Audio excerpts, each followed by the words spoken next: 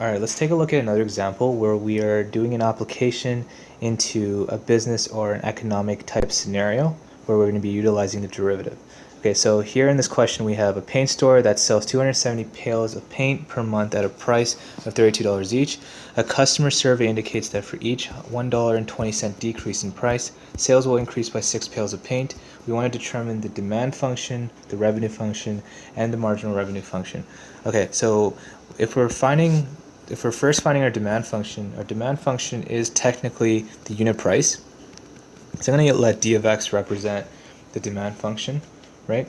So our unit price here, we can understand that the demand function, the price is going to basically be, the initial price is basically going to be $32 each, right? But our question also tells us that each time we make a sale, each time we decrease the price by $1.20, so increments of $1.20, right, we're actually going to sell 6 more quantity, okay? So what I also want to do here is I want to create a quantity function, qx, right? And the quantity function tells us that at $32, we're basically going to make 270 sales. But each time I have an incremental decrease in price of $1.20, I'm going to have an increase in 6 more sales per incremental decrease of price. Okay.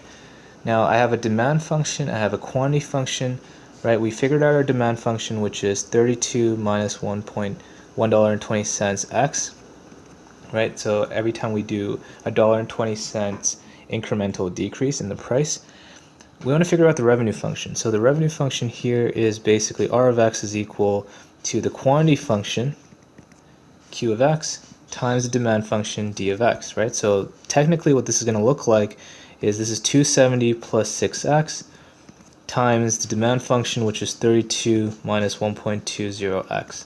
And that's your revenue function, okay? So we figured out our revenue function, right? It's a combination of our quantity function times our demand function, or our unit price function.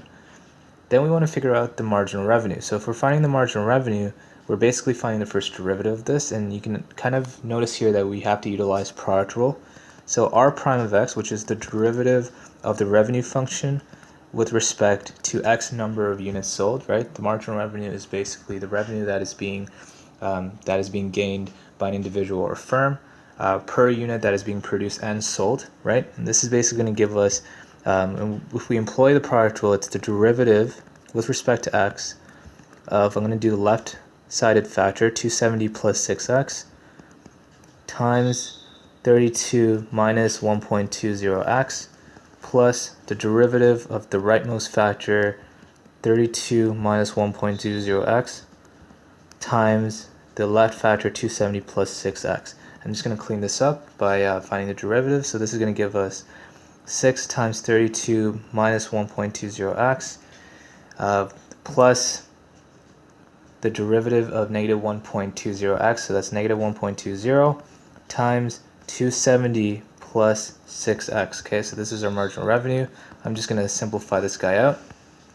So r prime of x here is 6 times 32, which is basically 192 minus 1.2 times 6, which is 7.2x, minus 27 times 1.2, which is negative 270, times 1.2, which is 324, minus 6x times 1.2, which is 7.2x. And then what I'm going to do is I'm going to collect all the like terms. So this is going to give me r prime of x is equal to negative 14.4x, 192 minus 324, minus 132. Okay, so this is our marginal revenue function. Okay, you can kind of imagine here that the marginal revenue function tends to be negative. Okay, so it implies that we shouldn't be producing too many of these goods, right? Because then we're basically going to be below the marginal cost as a result.